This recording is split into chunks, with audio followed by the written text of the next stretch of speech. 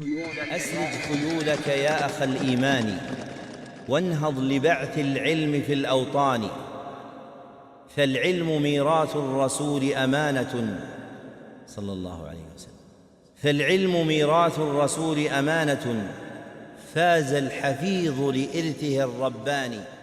الحمد لله رب العالمين، والصلاة والسلام على نبينا محمد وعلى آله وصحبه أجمعين. أما بعد، قال الإمام المقريزي رحمه الله تعالى: فإن قيل المشرك إنما قصد تعظيم جناب الله تعالى وأنه لعظمته لا ينبغي الدخول عليه إلا بالوسائط والشفعاء كحال الملوك، فالمشرك لم يقصد الاستهانة بجناب الربوبية وإنما قصد تعظيمه، وقال إياك نعبد، وإنما أعبد هذه الوسائط لتقربني إليه وتدخل بي عليه، فهو الغاية وهذه وسائل. فلما كان هذا القدر موجبا لسخط الله تعالى وغضبه ومخلدا في النار وموجبا لسفك دماء أصحابه واستباحة حريمهم وأموالهم؟ وهل يجوز في العقل أن يشرع الله تعالى لعباده التقرب إليه بالشفعاء والوسائط فيكون تحريم هذا إنما استفيد بالشرع فقط، أم ذلك قبيح في الشرع والعقل يمتنع أن تأتي به شريعة من الشرائع؟ وما السر في كونه لا يغفر من بين سائر الذنوب كما قال تعالى: إن الله لا يغفر أن يشرك به ويغفر ما دون ذلك لمن يشاء ومن يشرك بالله فقد افترى إثما عظيما؟ قلنا الحمدللہ والصلاۃ والسلام علی رسول اللہ، اما بعد۔ یہ ایک مشرکین کا شبہہ ہے جو قدیم زمانے میں بھی تھا اور ابھی بھی ہے، اور وہ کہتے ہیں کہ ہم ان کی تعظیم اللہ تبارک و تعالیٰ کی، ان کو جو واسطہ بناتے ہیں اللہ تعالیٰ کی تعظیم کی وجہ سے بناتے ہیں، کیونکہ جو جتنا زیادہ عظیم ہوتا ہے اتنا اس تک پہنچنا مشکل ہوتا ہے۔ تو جیسے بادشاہ ہوتے ہیں تو ہم تو اللہ تبارک و تعالیٰ کی تعظیم کی وجہ سے ان واسطوں کو بناتے ہیں، ہم تو اللہ تبارک و تعالیٰ کی قدر و منزلت کو کم نہیں کرنا چاہتے۔ تو کیوں پھر یہ والا جو مسئلہ ہے اس پہ اسے شرک قرار دیا جا رہا ہے؟ کیا یہ جو پھر اس سے حرام کیا گیا ہے صرف شریعت بتلاتی ہے یہ حرام ہے، یا کہ عقل سلیمی بتلاتی ہے کہ یہ حرام ہے، اور اس کو کیوں اتنا بڑا گناہ کہہ دیا گیا کہ اسے معاف نہیں کیا جائے گا؟ شبہ سمجھ آ گیا؟ جواب کہ انہوں نے شرک ہی ہوتا ہے اللہ تعالیٰ کو مخلوق کے مشابہ کر دیا جائے یا مخلوق کو اللہ تعالیٰ کے مشابہ کر دیا جائے۔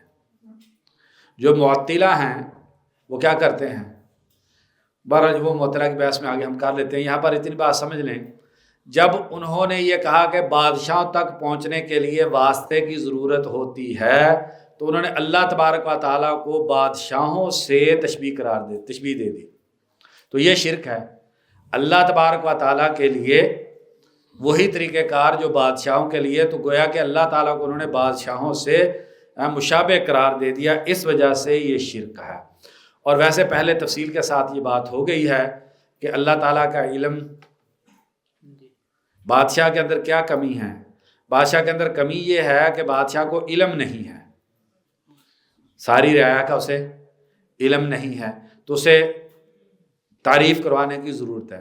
پھر بادشاہ کا دل نرم کرنے کے لیے آوان کی ضرورت ہے، وہ بتاتے جی میرا چچا زاد ہے، جی یہ ہمارا بڑا، اس نے نعرے لگائے تھے ہمارے فلانے مظاہرے کے اندر، یہ چیزیں بادشاہ کو بتلانی پڑتی ہیں تاکہ اس کا دل جو ہے نرم کرے، یعنی کہ اس کے اندر رحمت پیدا کرنے کی ضرورت بنتی ہے، جو بنسبت اس کے جو واسطہ ہوتا ہے وہ زیادہ رحیم ہوتا ہے بادشاہ کی بنسبت اس کے لیے۔ مسئلہ قدر سمجھانے کے لیے جو تشبیہ دیتی ہیں کہ جیسے ایک بندے نے پہلے کوئی چیز دیکھی اور وہ کہے گا آگے یہ آ رہا ہے، وہ ٹھیک ہے؟ کیا مسئلہ قدر سمجھانے کے لیے تشبیہ دیتے ہیں کہ مطلب کوئی جی ویڈیو کسی نے دیکھی ہو تو بتایا کہ آگے یہ آ رہا ہے، تو وہ ظلم نہیں کر رہا بلکہ وہ صرف اس کا علم ہے۔ سوال ہوتا ہے کہ اللہ تعالیٰ کے مسئلہ قدر کے بارے میں کہ اللہ تعالیٰ نے تقدیر میں لکھ دیا ہے تو وہ تو پکا ہو گیا تو ظلم ہے، اس میں مثال دیتے ہیں کہ جیسے کوئی کسی نے کوئی ویڈیو وغیرہ دیکھ، جی سمجھ آ گئی، جی ٹھیک ہے۔ تو ایک منٹ اس پہ آتے ہیں، تو اب دیکھ رہے ہیں نا، یعنی کہ بادشاہ کو پتہ بھی نہیں ہے جس کی یہ درخواست آئی ہے یہ سچا ہے یا جھوٹا ہے. تو بہت ساری چیزیں ایسی ہیں. اللہ تعالیٰ سمیع ہے، قریب ہے، مجیب ہے، ارحم الراحمین ہے، علام الغیوب ہے. یہ ساری چیزیں اللہ تبارک و تعالیٰ کی یہ صفات یہ تقاضا کرتی ہے کہ اللہ کے درمیان واسطہ بنانا یہ اللہ تبارک و تعالیٰ کی ناقدری کرنا ہے. یہ اللہ تبارک و تعالیٰ کی صفات کو صحیح طور پہ نہ ماننا ہے، بلکہ مخلوق کو بعض معنی میں اللہ تعالیٰ سے افضل اور بہتر ماننا ہے. تب جا کے جو ہے یہ والی چیز جو ہے وہ پیدا ہوتی ہے. اچھا، اب بھائی یہ کہہ رہے ہیں کہ یہ محسن بھائی کہ کیا اللہ تبارک و تعالیٰ کے لیے کوئی بھی مثال بیان نہیں کر سکتے؟ اللہ تبارک و تعالیٰ کے لیے وہ مثال بیان کرنا جس مخلوق کے اندر بھی وہ صفت جو ہے وہ کمال کی ہے، نقص کا ذریعہ نہیں ہے، اور اللہ تبارک و تعالیٰ کے لیے بھی وہ صفت کمال ہے. اس کو بطور مثال جو ہے وہ ذکر کر سکتے ہیں کہ اللہ تبارک و تعالیٰ کے اندر یہ صفت کمال درجے کی پائی جاتی ہے. جی یہ کیا سوالہ کر سکتے ہیں؟ کیا سوالہ جو ہے وہ کر سکتے ہیں جب صفت کے اندر اشتراک ہے اور دونوں جگہوں پر صفت مدح ہے. لیکن ایسی جگہ پر جہاں پر دونوں جگہوں پر صفت مدح نہیں ہے، کیونکہ کئی صفات مخلوق کے لیے صفت مدح ہیں، اللہ تعالیٰ کے لیے وہ مذمت کا ذریعہ ہیں، تو وہاں پر جو ہے وہ اس قیاس کو استعمال نہیں کر سکتے. جی پڑھیں. جی قلنا الشرك شركان شرك متعلق بذات المعبود وأسمائه وصفاته وأفعاله وشرك في عبادته ومعاملته وإن كان صاحبه يعتقد أنه سبحانه لا شريك له في ذاته ولا في صفاته. جی تو یہ دو قسمیں ہوگی. پہلی بذات المعبود واسماء وصفات وافعاله، یہ شرک فی ربوبیہ ہے. وشرک فی عبادتی و معاملاته، یہ شرک فی الالوہیہ ہے.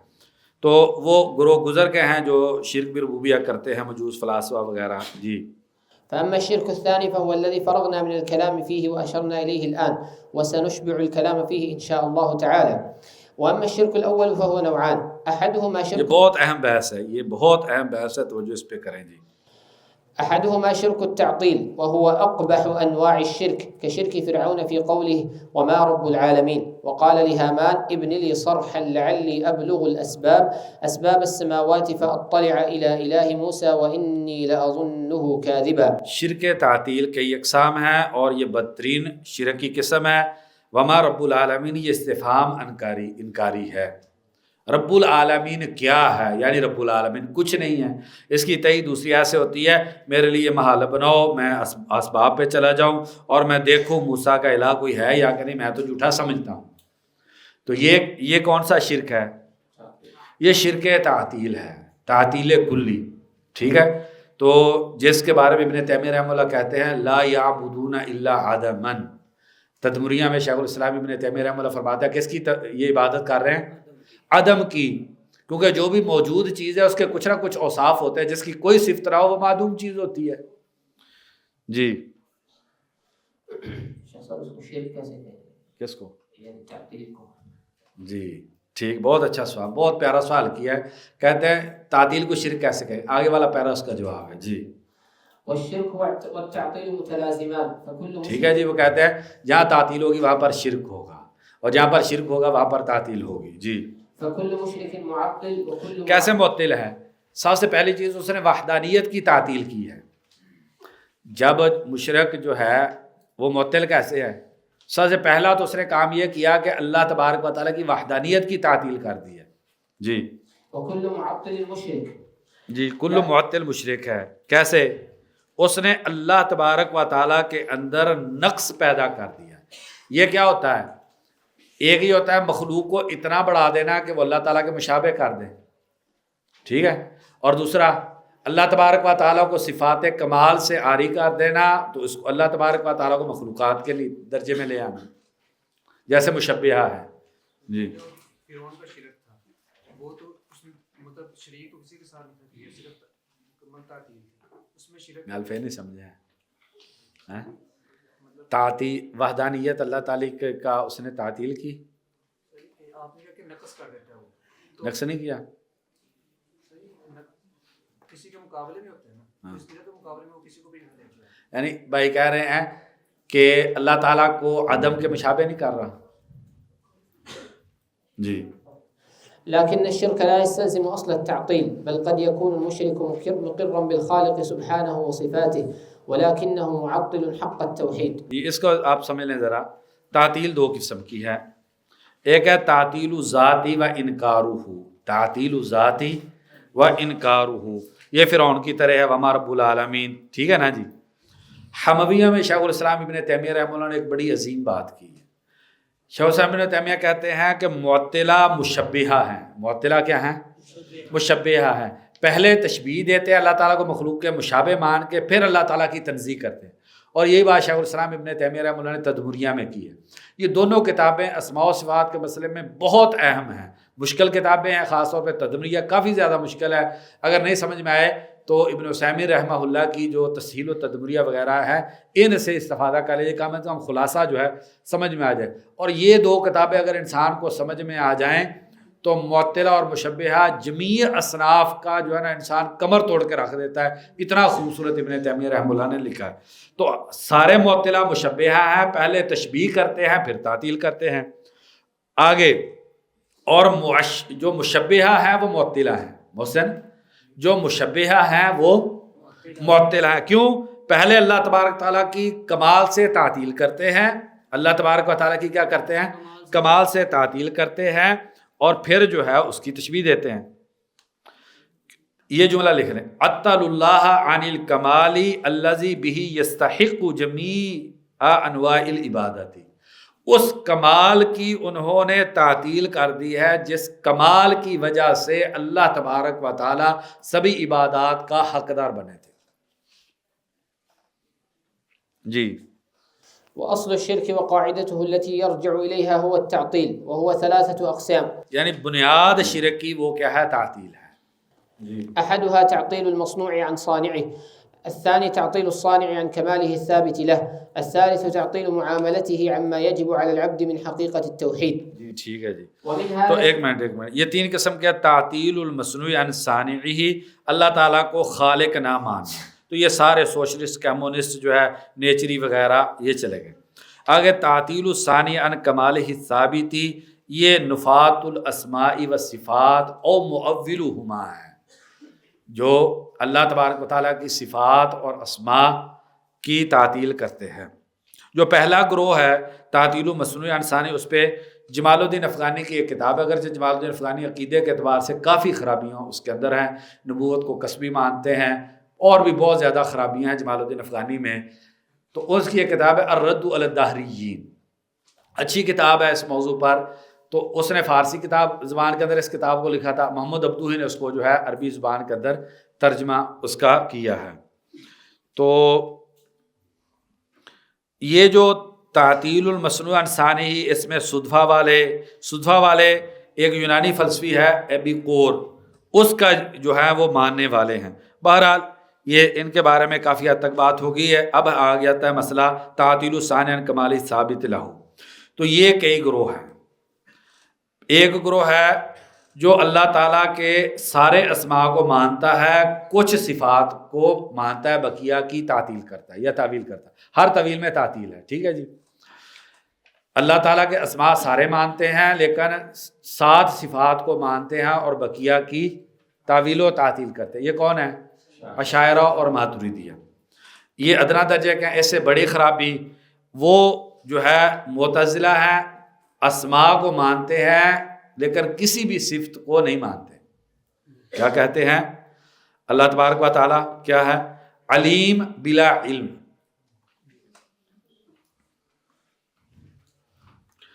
اور ایک ہے اللہ تبارک و تعالیٰ کو مجرد وجود مطلق مانتے ہیں، مطلق سے مراد ہر صفت سے خالی.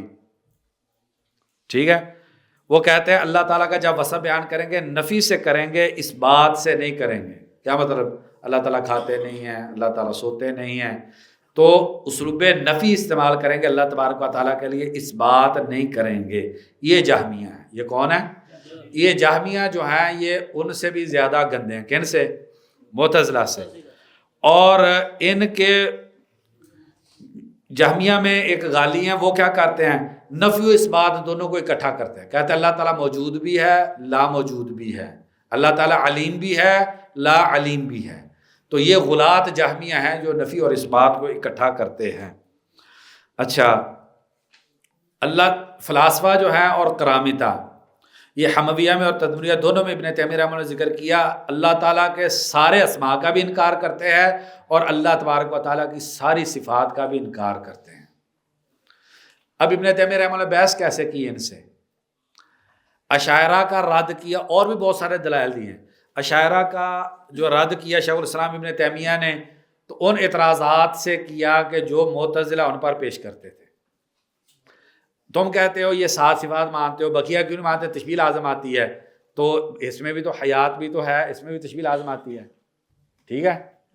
اچھا، اب معتزلہ کو جواب دیا ان اعتراضات سے جو جہمیہ پیش کرتے ہیں، اور جہمیہ کو جواب دیا جو فلاسفہ اعتراض کرتے ہیں۔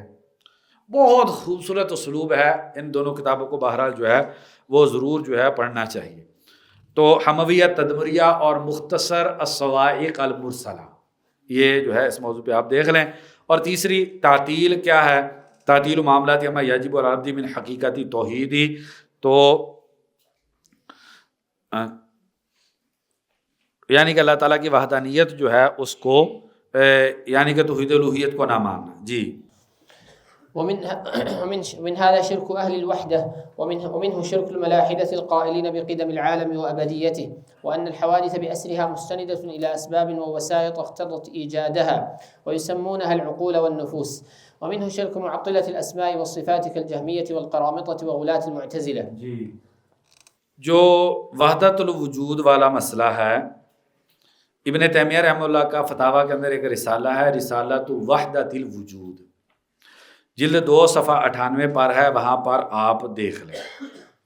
تو یہ جو ہے غلاۃ صوفیہ فلاسفہ یونان کے متبعین ہیں اس مسئلے میں۔ اور جو تصوف کا مسئلہ ہے، یہ فلاسفہ کے شرک و کفر کے بعد امت کے اندر بدترین شرک و کفر جو ہے وہ صوفیہ کا ہے۔ اس لیے جو صوفی ہے اس کی تمجید کرنا کسی طریقے سے، اور جو تصوف کی چیزیں پڑھنے پڑھانے کی ترغیب دینا، آپ کے لاہور کے اندر ایک مدرسہ ہے، وہاں جو مدرسہ اہل حدیثوں کا ہے، اور وہاں کے جو مدیر صاحب ہیں وہ جا کے صوفیوں سے پڑھتے ہیں، اور وہ جو ہے وہاں پر صوفی وہ سمجھتے ہیں کہ یہ لوگ ہمیں صحیح طور پہ دین سمجھا رہے ہیں، مدارس نے تو ہماری زندگی جو ہے وہ ضائع کر دی۔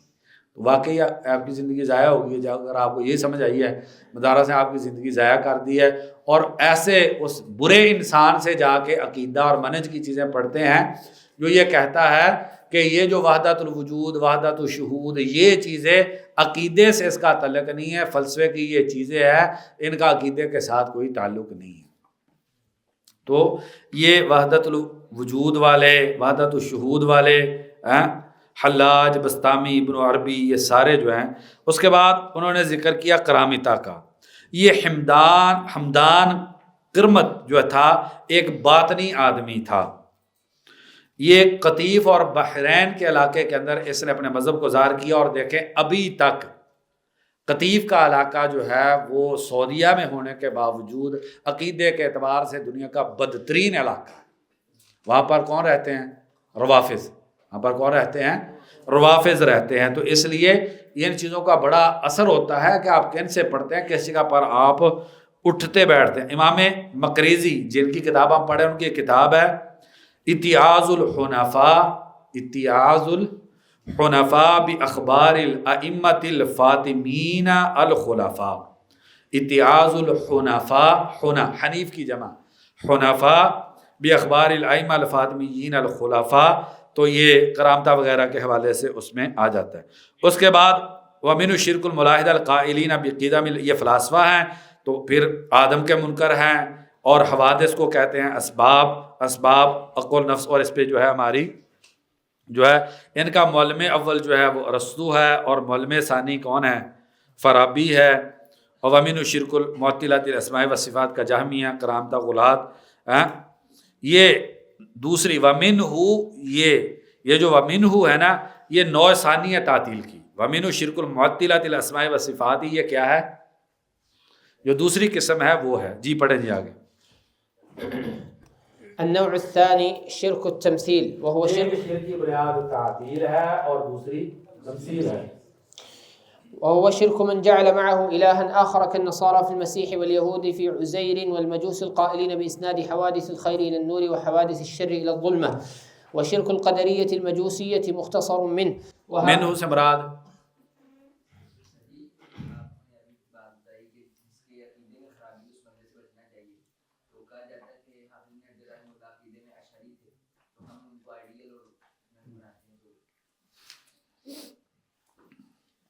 یہ بڑا لمبا موضوع ہے یہ والا کہ مبتدیہ کے ساتھ تعامل کا. ابھی بڑی پیاری کتاب جو ہے وہ ہمارے فاضل دوست حافظ شاد محمود صاحب نے تیار کروائی ہے. دیکھیے آپ نے کتاب تقریباً چھپ گئی ہے. کیا نام ہے؟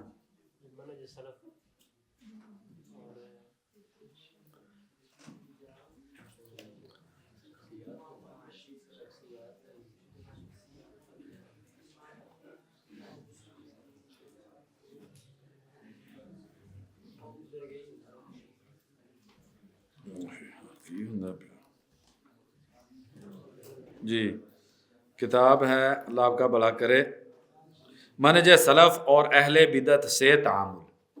منہج سلف اور اہل بدعت سے تعامل. عربی کے اندر بھی 2 جلدوں کے اندر کتاب ہے، بہت شاندار. اس کے اندر جو ہے وہ تفصیل موجود ہے کہ بدعت کے درجات ہیں اور کس بدعتی سے آپ پڑھ سکتے ہیں، کس سے نہیں پڑھ سکتے ہیں، اور اگر بدعتی ہے تو اسے کس طرح کا پڑھ سکتے ہیں، کس طرح کا نہیں پڑھ سکتے ہیں. وہ پوری تفصیل اردو کے اندر بھائی جان یہ کتاب جو ہے وہ چھپ گئی ہے، ضرور لے لیں. عربی کے اندر بھی ہے منہج اہل سنت والجماعت فی التعامل مع اہل الاہواء، 2 جلدوں کے اندر کتاب ہے، بہت اچھی.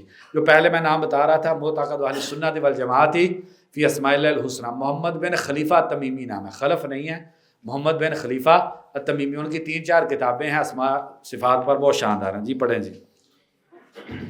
وشرك القدرية المجوسية مختصر منه وهؤلاء أكثر مشرك العالم وهم طوائف جمة منهم من يعبد أجزاء سماوية ومنهم من يعبد ستارہ پرست سورج کی عبادت کرنے والے. جی ومنهم من يعبد أجزاء أرضية جی کبے پتھر درخت. ومن هؤلاء من يزعم أن معبوده أكبر الآلهة ومنهم من يزعم أنه إله من جملة الآلهة ومنهم من يزعم أنه إذا خصه بعبادته والتبتل إليه أقبل عليه واعتنى به ومنهم من يزعم أن معبوده جی اس بارے کے اندر ایک حدیث بھی موضوع حدیث ہے، لو احسن احدکم ظنه بالحجر لنفعه.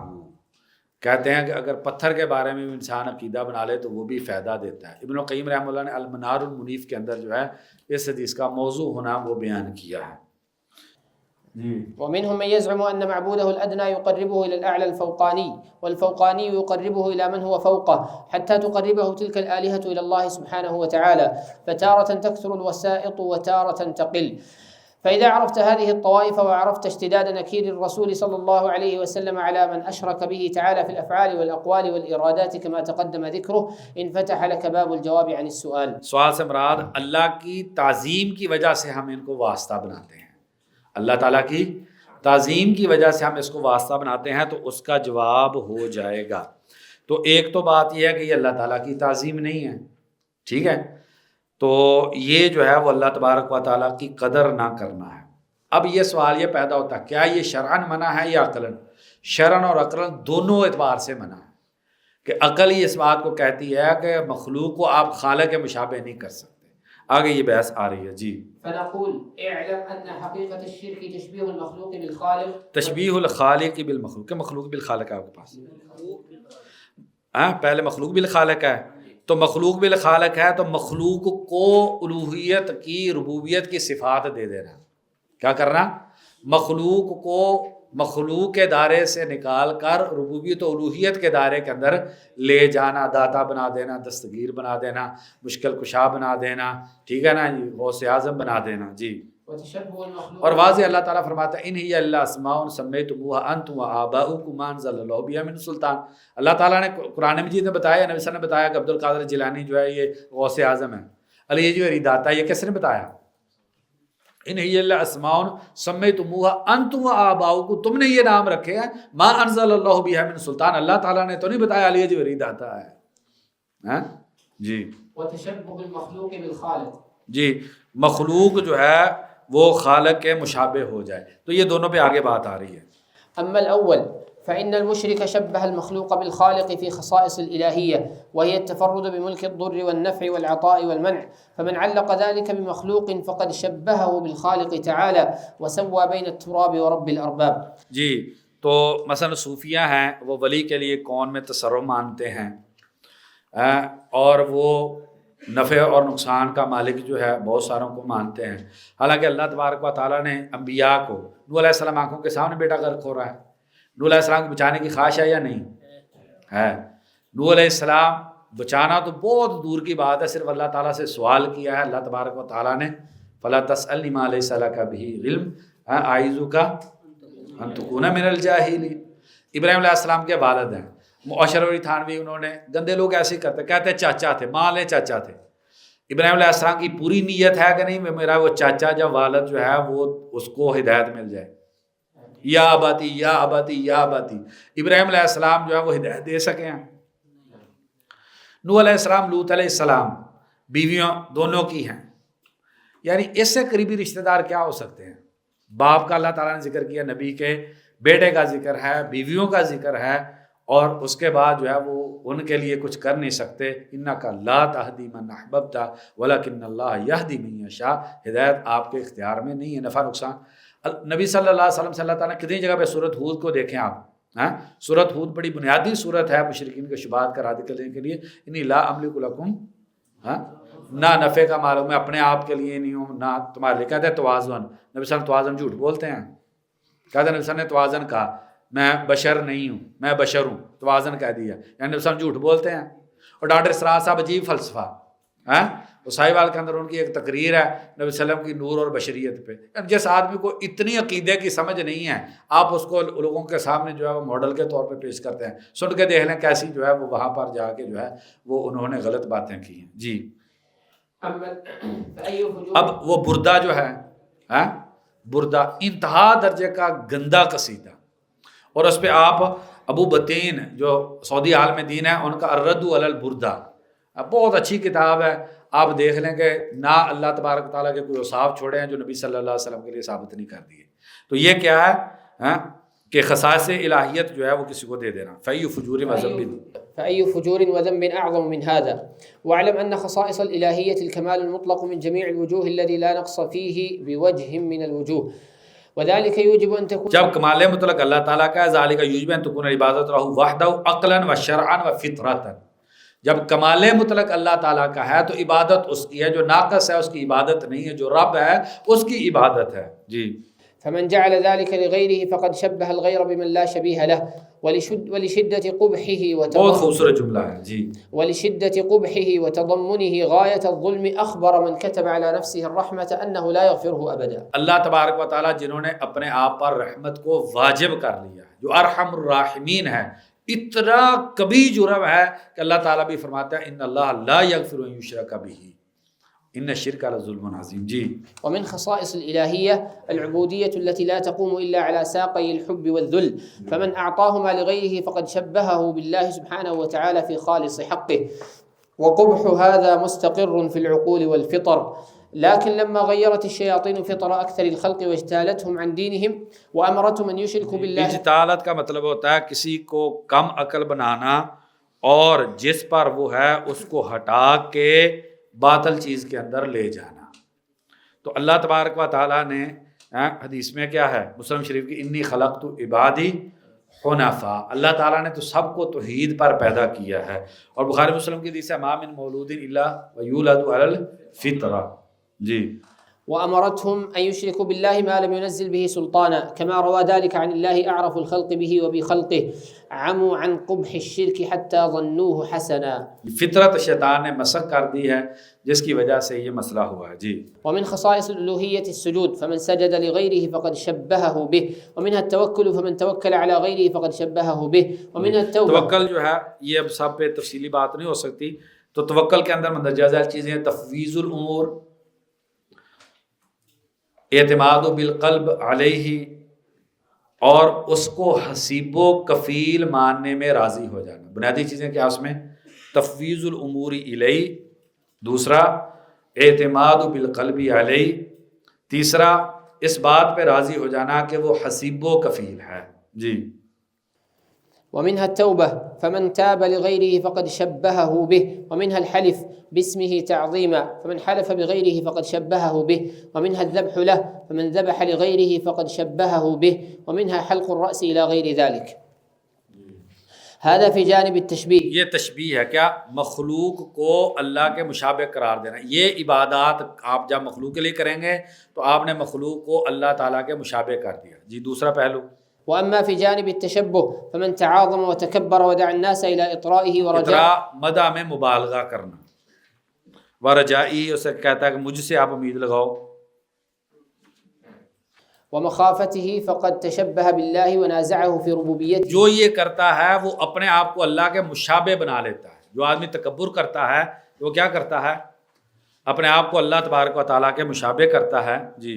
وهو حقيق بأن يهينه الله غاية الهوان ويجعله كالذر تحت أقدام خلقه. وفي الصحيح عنه صلى الله عليه وسلم أنه قال: يقول الله عز وجل: العظمة إزاري والكبرياء ردائي فمن نازعني واحدا منهما عذبته. اس لیے مسلم شریف کی حدیث ہے من تواضع للہ درجۃ، جو اللہ تعالیٰ کے لیے تواضع کرتا ہے اللہ تبارک و تعالیٰ اس کو بلند کرتے ہیں یہاں تک کہ علیین میں اللہ تعالیٰ اس کو پہنچا دیتے ہیں. اور جو کیا کرتا من تکبرہ، جو تکبر کرتا ہے ایک درجہ اللہ تعالیٰ اسے نیچے گرا دیتے ہیں یہاں تک کہ اسفل السافلین میں اللہ تبارک و تعالیٰ اس انسان کو کر دیتے ہیں.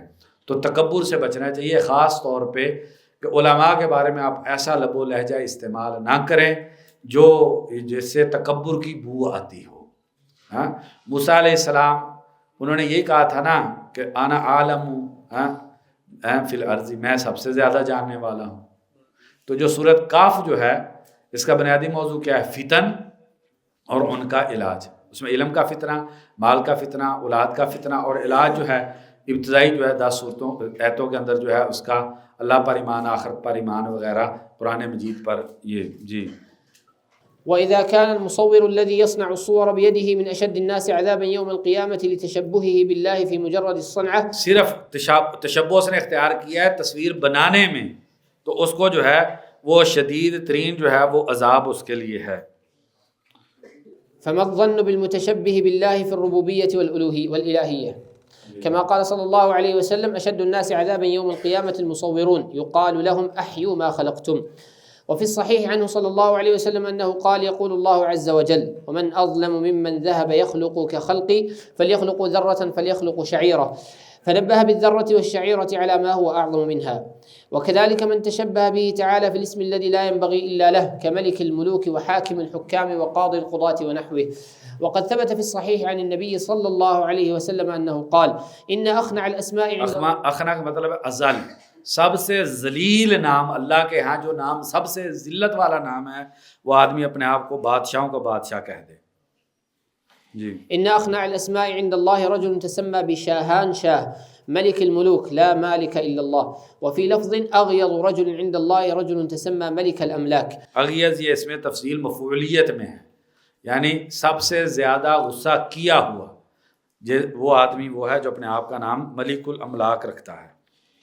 وبالجملة فالتشبيه والتشبه هو حقيقة الشرك، ولذلك كان من ظن أنه إذا تقرب إلى غيره بعبادة ما يقربه ذلك الغير إليه تعالى فإنه يخطئ لكونه شبهه به وأخذ ما لا ينبغي أن يكون إلا له، فأشرك معه سبحانه فيه غيره فبخسه سبحانه حقه. اللہ کے حق میں اس نے کمی کر دی.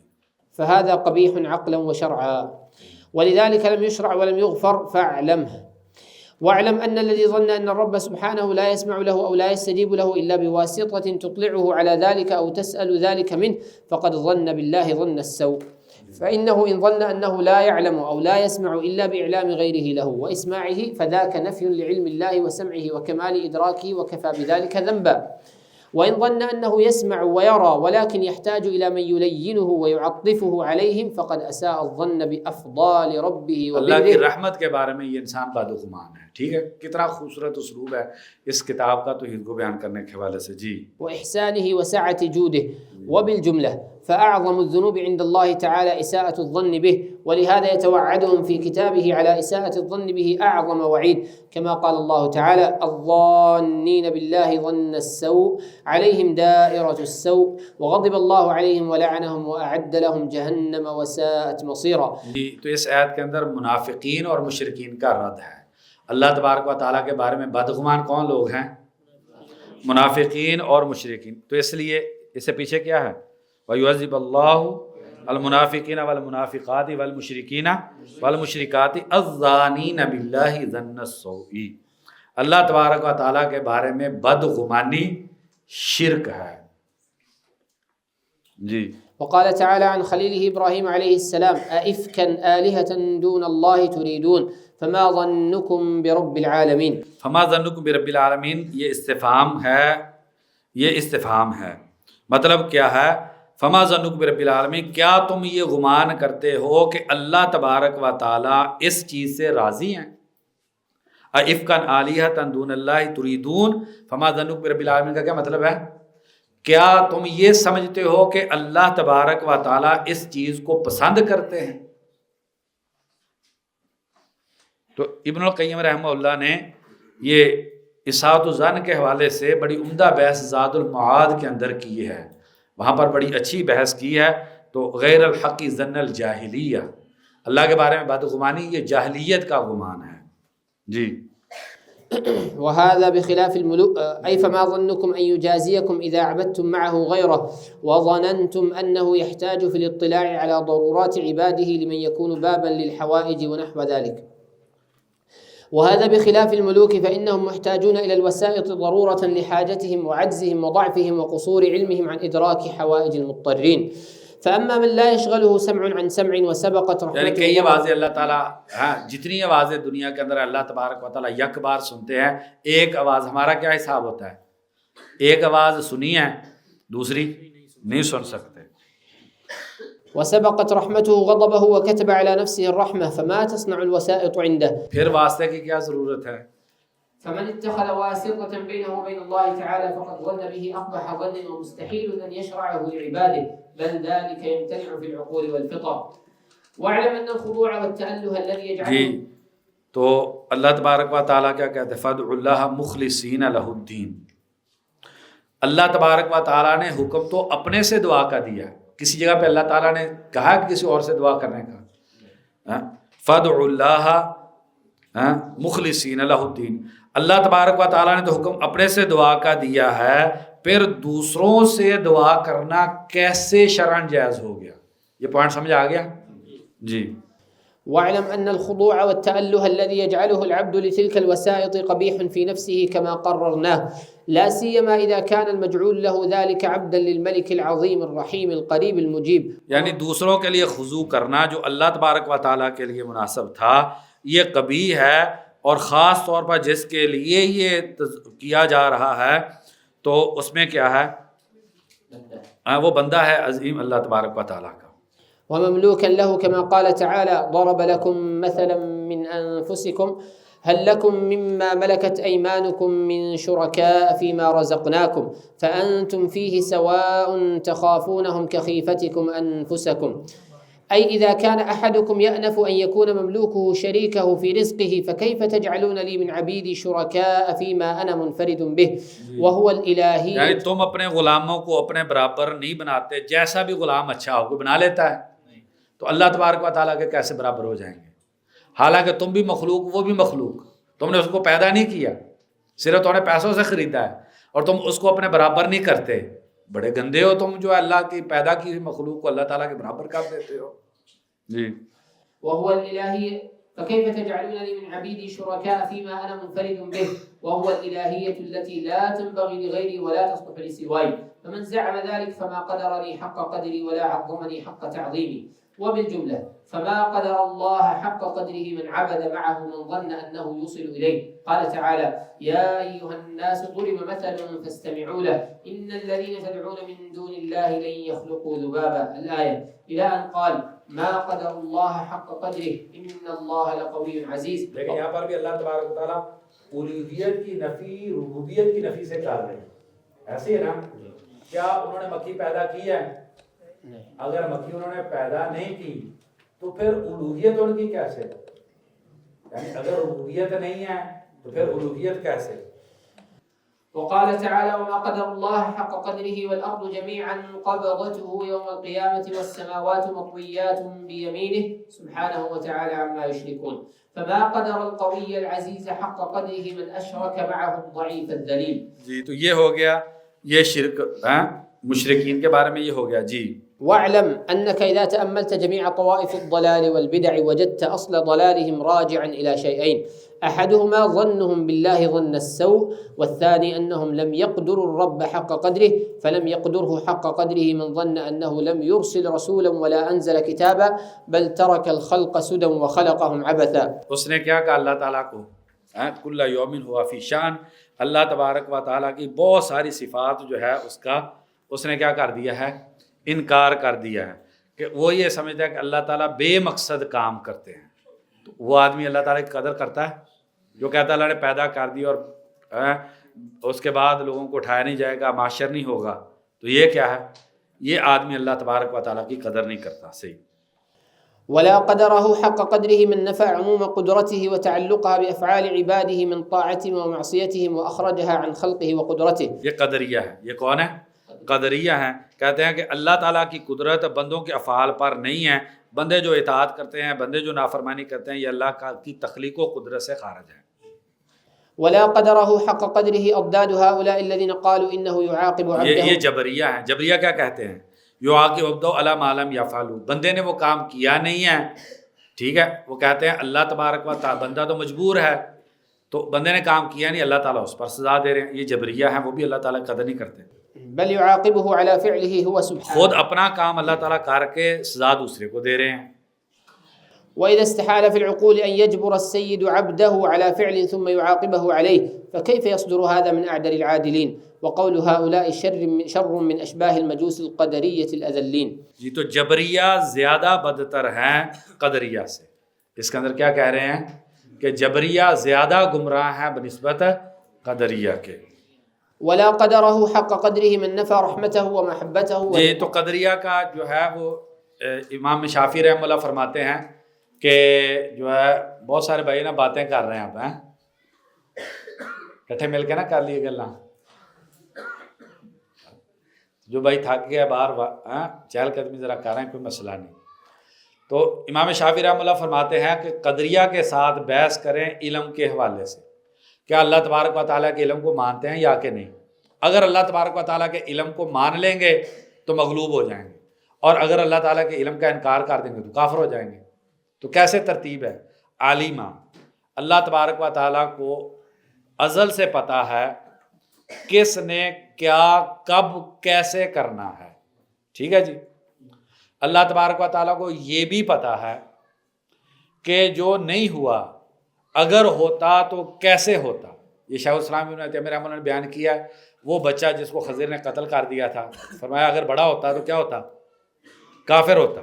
اللہ تعالیٰ کو یہ بھی پتہ ہے کہ جو نہیں ہوا اگر ہوتا تو کیسا ہوتا. یہ اللہ تبارک و تعالیٰ کا علم ہے. تو عالمہ اللہ تعالیٰ کو پتہ تھا کس نے کیا کرنا ہے. فکتبہ تو وہی تقدیر ہے، اللہ کے علم کا نام تقدیر ہے، وہ اللہ تعالیٰ نے لکھ دیا. جو قدریہ اولین ہے غلات ہے، وہ اللہ تعالیٰ کے علم و کتابت کا منکر ہے، وہ کافر ہے. جو معتزلہ ہیں وہ کیا کہتے ہیں؟ اللہ کے علم کو بھی مانتے ہیں، کتابت کو بھی مانتے ہیں، لیکن فشاء فخلق، اللہ تعالیٰ کا اذن تھا، اللہ تبارک و تعالیٰ کی مشیت و اذن تھا، اذن کونی، تو جس کی وجہ سے وہ چیز وقوع پذیر ہوئی. اور جب انسان نے وہ کام کیا تو وہ کیا تھا؟ وہ کام اللہ تبارک و تعالیٰ کی تخلیق ہے. فشاء بس اللہ تعالیٰ کی مشیت تھی، فخلقا تو اللہ تبارک و تعالیٰ نے اس فعل کی تخلیق کر دی. وما رمیتا اذ رمیتا ولکن اللہ رما. اذ رمیتا میں فعل کا فاعل نبی صلی اللہ علیہ وسلم کو قرار دیا جا رہا ہے، ایسی ہے. اور وما رمیتا خلق آپ نے نہیں کیا رمی کا. مثلا نبی صلی اللہ علیہ وسلم پھینکتے، اللہ کے اذن سے وہ مٹی گئی ہے اور آنکھوں تک اور دور تک پہنچی یا کہ نہیں؟ اگر اللہ تبارک تعالیٰ کا اذن نہ ہوتا، نبی صلی اللہ علیہ وسلم کے پھینکنے سے بھی اس نے نہیں پہنچنا تھا.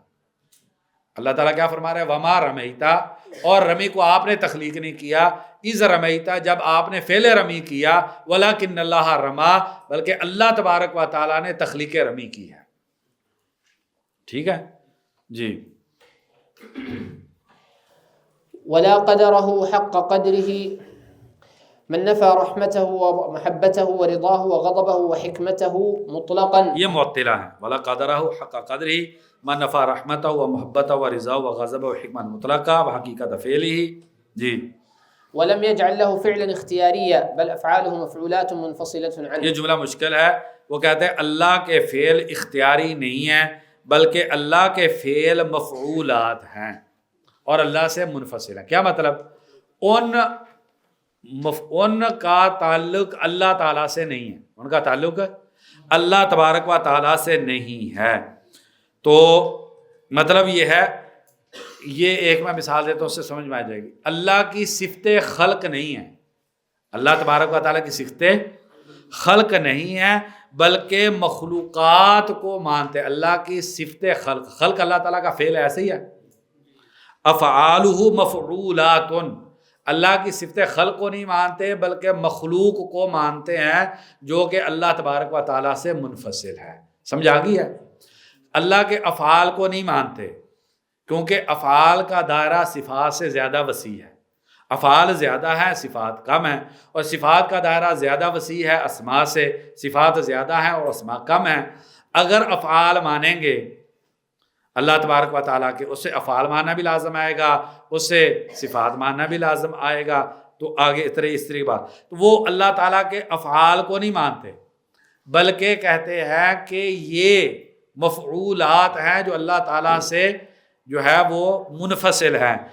خلق نہیں ہے، خلق کے بغیر مخلوق ہے، خلق نہیں ہے بلکہ خلق کے بغیر جو ہے وہ مفعول ہے. جی. تو وہ آگے پھر جو ہے وہ آگے ان کا لمبا سلسلہ ہے کہ وہ اللہ تبارک و تعالیٰ نے ازل سے کر دیا، جبریل کے ذمہ لگا دیا فلانا، وہ آگے مختلف گمراہیاں ہیں کہ مخلوق پھر آگے وجود میں کیسے آئی. اس سے اشکال ان کو کیا آتا ہے؟ وہ کہتے ہیں تعدد لازم آتا ہے. مثلا جو ہے نا، یہ پانی کی جب بوتل بنی ہے تو اللہ نے خلق کی ہے نا، اس کا مطلب پہلے یہ نہیں تھی. تو آپ کو بھی بتایا وہ کیا کہتے ہیں، اس سے لازم کیا آئے گا؟ ایک تعدد لازم آئے گا. دوسرا جو ہے وہ کہتے ہیں وہ اس کا مطلب یہ ہے کہ اللہ تعالیٰ کی صفات میں حدوث و تجدد ہوتا ہے. جب اللہ تعالیٰ جس میں حدوث و تجدد ہوتا ہے، خود ہی باطل قاعدے بنا لیتے ہیں. جس میں حدوث و تجدد ہوتا ہے وہ کیا ہوتا ہے؟ ازلی نہیں ہوتا، وہ حادث ہوتا ہے. ولا قدره حق قدره من جعل له صاحبة وولدا أو جعله يحل في مخلوقاته أو جعله عين هذا الوجود. يحل، تو یہ جعل له صاحبہ و ولدا، تو یہ یہود و نصارہ مشرکین ہو گئے. اب دیکھیں اللہ تبارک تعالیٰ جب بھی انہوں نے اللہ تعالیٰ کی اولاد کی بات کیا تو اللہ تعالیٰ نے کیا جواب دیا؟ اللہ کی تو بیوی نہیں ہے. کیوں؟ اگر بیوی کے بغیر ہے تو وہ مخلوق ہوگی، اولاد نہیں ہوگی. پوائنٹ سمجھ رہے ہیں یہ کہ اگر بیوی نہیں ہے، ولم تکن لہ صاحبہ، بیوی تو ہے نہیں، اولاد کیسے ہے؟ اس کا مطلب یہ ہے اللہ تعالیٰ نے اس کو تخلیق کیا ہے، عیسیٰ کو تخلیق کیا ہے. مخلوق ولد کیسے ہو سکتی ہے؟ ٹھیک ہے نا جی. ولا قدره حق قدره من اور جعلہ عین ھذا الوجود، تو یہ صوفیہ ہو گئے کہ جو حلولیہ ہیں اور وجودی ہیں. جی.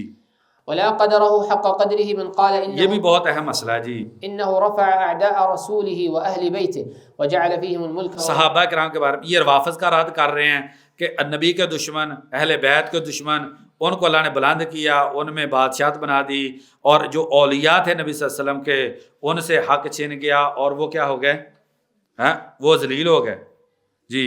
ووضع أولياء رسوله وأهل بيته وهذا يتضمن غاية القدح في الرب تعالى الله عن قول الرافضة وهذا مشتق من قول اليهود والنصارى في رب العالمين. یہ بات جو ہے روافض کی یہ یہودیوں اور عیسائیوں سے لی ہوئی ہے. کیسے؟ دیکھیں پھر آگے بات کرتے ہیں. إنه أرسل ملكا ظالما فادعى النبوة وكذب على الله ومكث زمنا طويلا. کہتے ہیں اللہ تعالیٰ نے ایک ظالم فرشتے کو بھیجا تو نبوت کا دعویٰ اس نے اللہ پہ جھوٹ بولا، ماکث زمان طویلاً، کہا کہ اللہ مجھے اس چیز کا حکم دیتے، اللہ مجھے اس چیز سے روکتے ہیں، اور انبیاء کو قتل کرتا رہا، اللہ کے اولیاء کو، احباب کو، اور اللہ تعالیٰ اس بادشاہ کی مدد کریں اور اس کی تائید کریں اور معجزات اس کی سچائی کے دیتے رہیں اور لوگوں کے دل اس کی طرف مائل کرتے رہیں، وَيُقِيمُ دَوْلَتَهُ عَلَى الظُّهُورِ وَالزِّيَادَةِ، اور اس کی حکمرانی جو ہے وہ بڑھتی چلی جائے، اور جو اس کے دشمن ہیں اس جھوٹے بادشاہ کے، نبوت کا دعویٰ کرنے والے کے، تو وہ سارے کیا ہے، وہ ذلیل ہوتے رہیں، 800 سال ایسے ہوتا رہے۔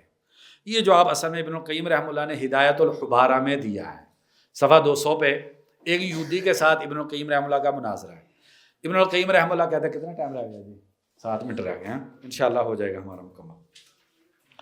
تو وہ ابن القیم رحمہ اللہ کہتے ہیں اس یہودی کو، تم کہتے ہو یہ نبی جھوٹا ہے، اللہ تعالیٰ یہ نبی جھوٹا ہونے کے باوجود معجزاتی اسے مدد رہی ہے، 313 لے کے گیا ہے، دنیا کی کسی بھی معیار کے مطابق یہ فتح یاب نہیں ہو سکتی۔ اس لیے ابن تیمیہ رحمہ اللہ فرماتے ہیں بدر جو ہے یہ معجزہ ہے جو نبی صلی اللہ علیہ وسلم کی سچائی کی دلیل ہے۔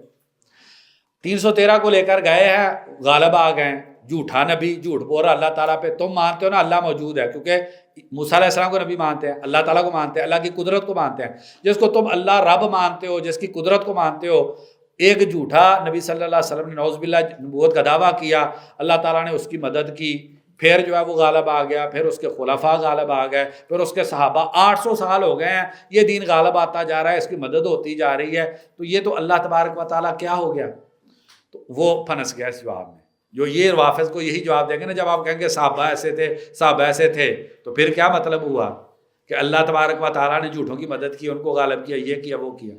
اچھا، اس نے کہا جی میں مانتا ہوں وہ نبی ہیں، لیکن عربوں کی طرف نبی ہیں، ساری انسانیت کی طرف عربی نبی نہیں ہیں۔ ابن القیم نے پھر وہی جواب دیا کہ اس دعوے میں تو وہ جھوٹے نا کہ میں سارے انسانوں کی طرف نبی ہوں، تو ایک جھوٹے کی بدر میں کیسے مدد ہوگی، احد میں، خندق میں، یہ سارا، اور اس کے خلفاء کی، اور 800 سال تک کیسے ہوتی جا رہی ہے۔ تو وہی بات جو ہے وہ ابن القیم رحمہ اللہ کہہ رہے ہیں کہ نبی صلی اللہ علیہ وسلم کی مدد، اتباع کی غلبہ، یہ سارا، اور اس کو معجزات دینا، یہ ساری چیز اس بات کی دلیل ہے کہ یہ نبی جو ہے وہ سچا ہے۔ جی انه ارسل ملكا، یہ ہو گیا جی۔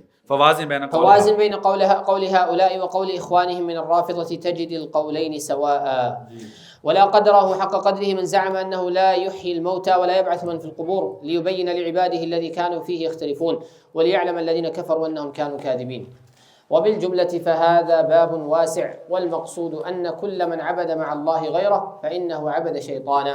قال تعالى ألم أعهد إليكم يا بني آدم ألا تعبدوا الشيطان، فما عبد أحدا من بني آدم كائنا من كان إلا وقد وقعت عبادته للشيطان، فيستمتع العابد بالمعبود في حصول غرضه، ويستمتع المعبود بالعابد في تعظيمه له وإشراكه مع الله تعالى، وذلك غاية رضا الشيطان. ولهذا قال تعالى يستمتع العابد بالمعبود في حصول غرضه، جیسے جنات کو لوگ عبادت ان کی کرتے ہیں اور جنات ان کی معاونت کرتے ہیں، اور وَيَسْتَمْتُ الْمَعْبُودُ بِالْعَابِدِ فِي تَعْظِيمِهِ، اور ان کو فائدہ کیا ہوتا ہے کہ لوگ ان کی تعظیم کرتے ہیں اور ان کو الگ سا شریک بناتے ہیں۔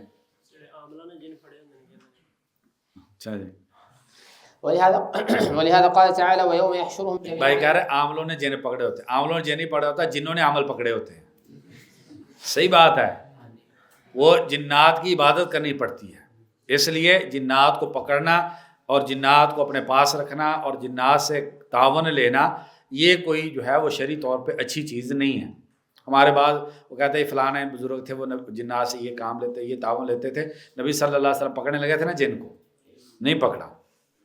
جی، ولهذا قال تعالى ويوم يحشرهم جميعا يا معشر الجن، تو یہ کہہ رہے ہیں ہر شرک شیطان کی عبادت ہے۔ ہر شرک کیا ہے؟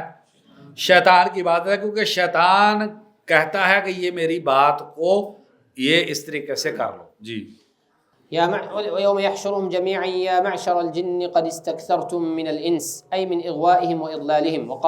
وقال أولياؤهم من الإنس ربنا استمتع بعضنا ببعض وبلغنا أجلنا الذي أجلت لنا، قال النار مثواكم خالدين فيها إلا ما شاء الله إن ربك حكيم عليم.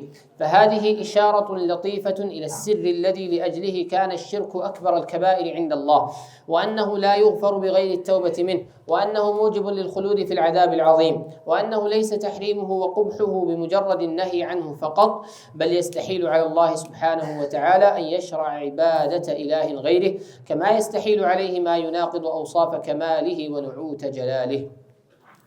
بس 2 منٹ رہ گئے ہیں. 2 باتیں. ایک تو آپ نے دیکھا کہ عقیدے کی کتاب ہے, اس کے اندر کچھ ضعیف احادیث ہیں. تو یہ عقیدے کی کتابوں میں یا دیگر کتابوں کے اندر ضعیف احادیث کے استعمال کا مسئلہ کیا ہے؟ تو اس کی جواب یہ ہے کہ ائمہ جو ہیں, جو ائمہ معتبرین ہیں, انہوں نے عقیدے کی کتابوں کے اندر جو ضعیف روایات ذکر کی ہے منکر شدید و ضعف نہیں ہیں. ایسی ضعیف روایتیں ہیں جو ضعیف ہیں اور ضعف ان کا خفیف ہے اور ان کے اندر نکارت نہیں پائی جاتی. ان احادیث کو استئناس کے طور پر استعمال کرتے ہیں, استدلال کے طور پر نہیں کرتے. ان کا معنی ٹھیک ہوتا ہے. ان کا کیا ہوتا ہے؟ معنی ان کا ٹھیک ہوتا ہے. تو اس لیے صحیح احادیث کے ساتھ دیگر دلیلوں کے ساتھ اس کو بھی ذکر کر لیتے ہیں کہ معنی ان کا صحیح ہے. تو یہ بنیادی وجہ ہوتی ہے. بسا اوقات جو ہے وہ کچھ ایسے بھی ہوتے ہیں کہ ان کو پتہ نہیں ہوتا کہ یہ روایت ضعیف ہے, اس وجہ سے بھی دیگر اسباب بھی ہیں, لیکن بنیادی طور پر یہ جو ہے وہ ایک سبب ہے. ایک اور بات تھی آخری بڑی اہم تھی, میرا شیخ صاحب آ گئے ہیں تو وہ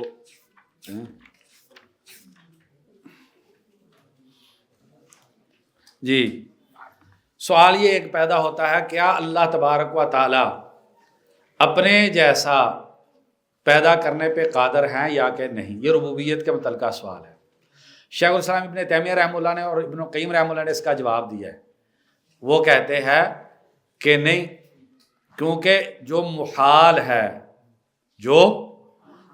ہے قدرت اس کے متعلق نہیں ہوتی.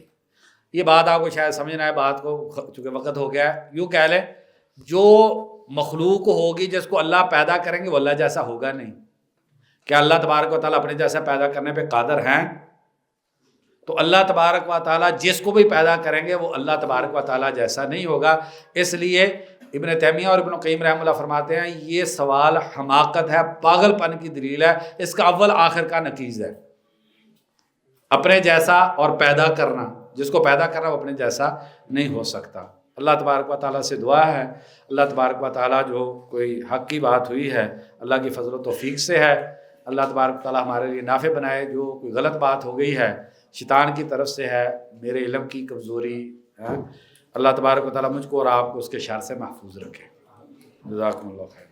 أسرج خيولك يا أخ الإيمان وانهض لبعث العلم في الأوطان فالعلم ميراث الرسول أمانة صلى الله عليه وسلم فالعلم ميراث الرسول أمانة فاز الحفيظ لإرثه الرباني